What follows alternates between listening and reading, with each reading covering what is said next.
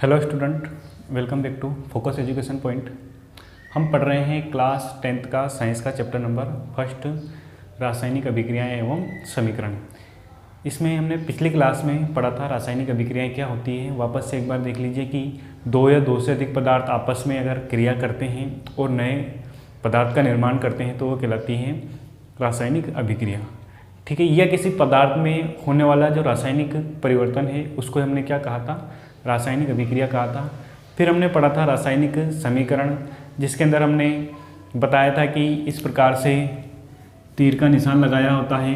अभिक्रिया में जो पदार्थ भाग लेते हैं उन्हें कहा जाता है अभिकारक, जबकि जो नए पदार्थ बनते हैं उनको कहा जाता है उत्पाद। ये रासायनिक समीकरण को लिखने के तरीका था या इसकी विशेषताएं थी कि बाईं तरफ अभिकारक लिखे जाते हैं, दाईं तरफ उत्पाद लिखे जाते हैं। इसी प्रकार दोनों तरफ एक लास्ट विशेषता ये थी कि तीर के निशान के बाईं ओर और दाईं ओर तत्वों की संख्या क्या होनी चाहिए, परमाणुओं की संख्या क्या होनी चाहिए, समान होनी चाहिए, जिसे हम कहते हैं संतुलित रासायनिक समीकरण। तो आज हम इस क्लास में संतुलित रासायनिक समीकरण क्या होती है, इसको कैसे अगर संतुलित किया जाता है वो पढ़ने वाले हैं। तो स्टार्ट करते हैं आज की क्लास। अगर आप चैनल पर नए हो तो हमारी वीडियो को लाइक करें, शेयर करें और चैनल को सब्सक्राइब करके अपने दोस्तों को शेयर करें। संतुलित रासायनिक समीकरण।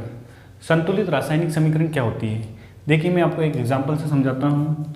Zn plus H2SO4 is equal to ZnSO4 plus H2। यहाँ पर Zn प्लस H2SO4 अभिकारक के रूप में है, जबकि ZnSO4 प्लस हाइड्रोजन मतलब H2 ये उत्पाद के रूप में बना है। अब यहाँ पर अभिक्रिया के दाईं ओर, बाईं ओर और दाईं ओर परमाणुओं की संख्या समान है कि नहीं। तो देखो Zn की जो संख्या है इधर है Zn बराबर 1। Zn के परमाणु कितने हैं, इधर भी कितने हैं, एक ही तो है, कंप्लीट। हाइड्रोजन पर आते हैं तो हाइड्रोजन की संख्या है इधर, हाइड्रोजन परमाणु कितने हैं, 2 है। इधर कितने हैं, तो इधर भी तो हाइड्रोजन परमाणु कितने हैं, 2 है। यहाँ सल्फर परमाणु 1 है, बिल्कुल लिख देते हैं सल्फर परमाणु 1 है। और यहाँ पर भी सल्फर परमाणु की संख्या कितनी है, 1। इसी प्रकार ऑक्सीजन की देखते हैं तो ऑक्सीजन कितने हैं, 4 है। तो ऑक्सीजन के परमाणु की संख्या कितनी है, 4 है। और इधर भी कितनी है, 4 है।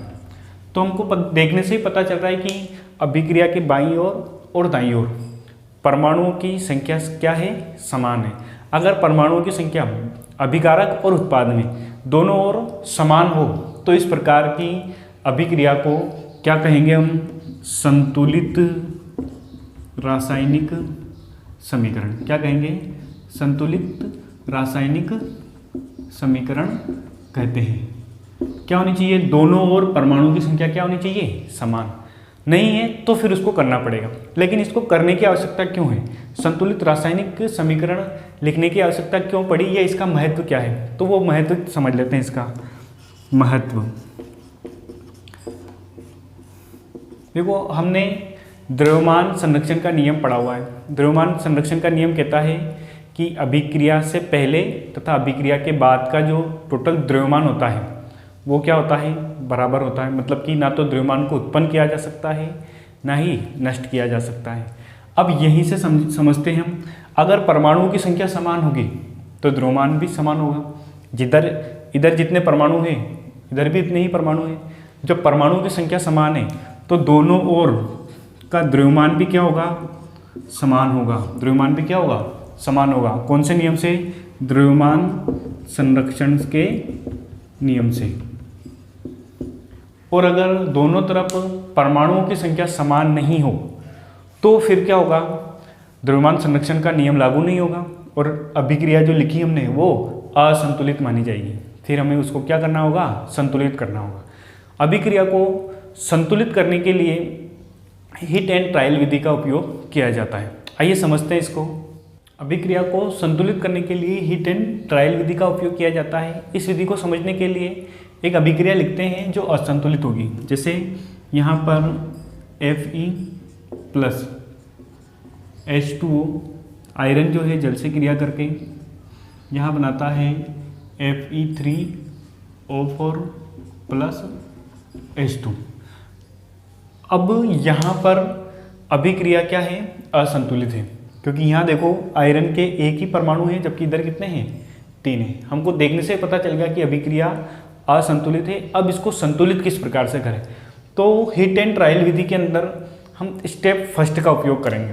तो स्टेप फर्स्ट में क्या करेंगे, स्टेप फर्स्ट में हम क्या करेंगे, इन सभी अणुओं को अभिक्रिया में जो भाग ले रहे हैं, अभिकारक और उत्पाद, इन सभी को हम क्या करेंगे, एक कोष्टक में बंद कर देंगे। इनके गुणांकों से कोई छेड़छाड़ किए बगैर, इनमें कुछ चेंजेस किए बगैर इनको क्या कर देंगे, एक कोष्टक में बंद कर देते हैं। तो स्टेप फर्स्ट के अंदर ये देखो Fe, इसको भी हमने क्या किया, कोष्टक में बंद कर दिया। फिर H2O है, इसको भी क्या कर दिया, कोष्टक में बंद कर दिया। Fe3O4, इसको भी कोष्टक में बंद कर देते हैं, प्लस H2, इसको कोष्टक में बंद कर दिया। कंप्लीट। अब स्टेप 2 पर आते हैं। स्टेप 2 में इस अभिक्रिया में उपस्थित सभी परमाणुओं की संख्या, चाहे अभिकारक में हो चाहे उत्पाद में हो, उनकी संख्या को लिखा जाएगा। जैसे यहाँ पर है तत्व, एक सारणी बना देते हैं तत्व, और यहाँ पर अभिकारक में परमाणु की संख्या, और यहाँ पर उत्पाद में परमाणु की संख्या। देखो यहाँ पर तत्व कौन कौन से हैं, Fe है, ये लिखा हमने Fe। इसके अभिकारक में परमाणु की संख्या कितनी है, 1 है, लिख दिया। ठीक है। उत्पाद में परमाणु की संख्या कितनी है, 3। ठीक। इसी प्रकार एक और कौन सा है, हाइड्रोजन है। हाइड्रोजन के अभिकारक में परमाणु की संख्या कितनी है, 2, और उत्पाद में कितनी है, 2। ठीक। एक और बच जाता है हमारा ऑक्सीजन। ऑक्सीजन की अभिकारक में परमाणु की संख्या है 1 और उत्पाद में है 4। ये हो गया हमारा स्टेप नंबर 2। इस प्रकार से एक सारणी बना लेनी है। इस सारणी में हमको सभी परमाणुओं की संख्या, चाहे अभिकारक में हो चाहे उत्पाद में हो, उनकी संख्याओं को लिख देना है। ठीक है। अब स्टेप 3 पर आते हैं। स्टेप 3 सबसे ज़्यादा परमाणु वाला है तत्व को पहले संतुलित किया जाएगा। यहाँ देखते हैं हम तो Fe के परमाणु की संख्या है 4, 1 अभिकारक में और 3 उत्पाद में है। हाइड्रोजन की है 4 और ऑक्सीजन के परमाणु कितने हैं, 5। तो पहले हम ऑक्सीजन को संतुलित करेंगे। तो सारणी बना देते हैं यहाँ पर ऑक्सीजन में एक सारणी बनाई। यहाँ पर अभिकारक में कहाँ पर है ऑक्सीजन और उत्पाद में कहाँ है। देखो इस अभिक्रिया को देखने स्टेप फर्स्ट को, तो अभिकारक में कहाँ पर है, H2O में है, बिल्कुल।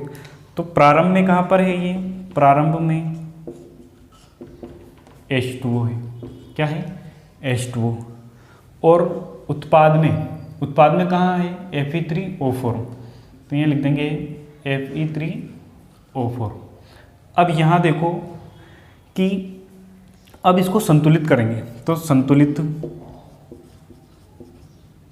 करते समय अब यहाँ है ऑक्सीजन 1 और यहाँ है ऑक्सीजन 4। तो हम क्यों ना इसमें 4 का गुणा कर दें। इस H2O में किसका गुणा कर सकते हैं, 4 का। तो यहाँ कर देते हैं हम मल्टीपल 4 का गुणा कर दिया हमने। ठीक है। इसी प्रकार इसका किससे गुणा कर देते हैं हम, 1 से गुणा कर दिया। ठीक है। तो संतुलित करते समय हमने क्या किया, इस 4 का गुणा इस H2O के 1 से कर दिया, जबकि इसका गुणा इस ऑक्सीजन की संख्या कितनी है यहाँ पर 4 है, तो ये इस 4 का गुणा 1 से हो गया। कंप्लीट। अब दोनों तरफ ऑक्सीजन की परमाणुओं की संख्या कितनी हो गई, समान हो गई। इस सारणी को हम बंद कर देते हैं, कर दिया। अब जो संतुलित हुई है अभिक्रिया उसको लिख देते हैं। देखो Fe को हमने कुछ नहीं किया तो ये Fe लिखा हुआ है, ठीक है। अब हमने क्या किया है, H2O लिखा हुआ है। H2O में किसका गुणा किया हमने, 4 का, तो यहाँ लिख देते हैं 4H2O complete is equal to, यहाँ Fe3O4 में हमने 1 का गुणा किया तो लिख देते हैं इसको ऐसा कैसा ही Fe3O4 प्लस H2O से कुछ नहीं किया अभी, H2 ब्रैकेट में बंद कर देते हैं, तो ये ब्रैकेट में भी बंद हो गया। देखो सभी को ब्रैकेट में बंद कर दिया, तो हमने ऑक्सीजन के परमाणु की संख्या को तो संतुलित कर लिया। अब बचता क्या है, देखो यहाँ पर देखने से हमको पता चल रहा है कि Fe के तो 4 परमाणु, लेकिन हाइड्रोजन के कितने हो गए, 4 दूना 8 और 2 10। तो अब हम हाइड्रोजन को पहले संतुलित करेंगे, लेकिन कौन सी स्टेप में, स्टेप नंबर 4 में। स्टेप नंबर 4 में अब हम हाइड्रोजन को संतुलित करेंगे तो लिखेंगे यहाँ पर हाइड्रोजन में सेम ऐसी कैसी सारणी बनानी है, हाइड्रोजन में, फिर यहाँ पर अभिकारक में और यहाँ उत्पाद में। कंप्लीट। यहाँ प्रारंभ में कहाँ है वो, प्रारंभ में, तो हमको पहली वाली अभिक्रिया नहीं देखनी, हमको ये स्टेप नंबर 3 की अभिक्रिया को देखना है कि प्रारंभ में हाइड्रोजन कहाँ है, यहाँ है, तो यहाँ लिख देते हैं 4H2O, कर दिया 4H2O, ठीक है। और उत्पाद में कहाँ है, H2, ये लिख दिया हमने H2। अब यहाँ देखते हैं हम, तो यहाँ 4 दूना 8 हाइड्रोजन है और इधर कितने हैं, 2, तो हम क्यों ना इसका गुणा 1 से कर दें और इसका गुणा हम 4 से कर दें, ऐसा कर सकते हैं ना। यहाँ ऐसा मत कर देना कि जैसे कि यहाँ पर 4 दूना 8 हो रहा है तो हम इस H को, सूत्र को ही बदल के यहाँ HH कर दें, या फिर यहाँ पर ऑक्सीजन को संतुलित करना था तो हम इस 4 का गुणा करने के बजाय इस O के ही कोई बदल दें और यहाँ लिख दें H2O6। ऐसे नहीं हो सकता, फॉर्मूला तो जो है वो का वही रहेगा, आप गुणा या भाग कर सकते हो। कंप्लीट। तो हमने क्या कर दिया, 8 करने के लिए इसमें उचित गुणांक 4 का गुणा कर दिया। अब तो यहाँ पर संतुलित करते समय आपने क्या किया है वो भी लिख देते हैं, संतुलित करते समय आपने क्या किया है, इस अंदर 4 है, इसका गुणा किससे किया है, 4 नहीं है, 4 दूना 8 है, तो 8 हाइड्रोजन है, 8 का गुणा किससे किया, 1 से किया। इसी प्रकार इस 4 का गुणा किससे किया आपने, अंदर 2 हाइड्रोजन है तो 2 से कर दिया। अब संतुलित जो रासायनिक अभिक्रिया हुई उसको लिख देते हैं। संतुलित नहीं हुई है, अभी अर्ध संतुलित है, तो लिख देते हैं पहले Fe को तो कुछ नहीं हुआ तो Fe, इसको ब्रैकेट में बंद कर दिया, प्लस 4H2O में कुछ चेंजेस नहीं किया क्योंकि इसमें 1 का गुणा किया हमने, तो इसको भी ऐसा कैसा लिख देते हैं 4H2O कंप्लीट। अब Fe3O4 क्या इसमें चेंजेस किया, क्या नहीं किया, तो इसको भी ऐसा ही लिख देते हैं Fe3O4। अब इस H2 में चेंजेस किया हमने किसका, 4 का गुणा किया है, तो इसको लिख देते हैं 4H2 और ब्रैकेट में बंद कर देते हैं।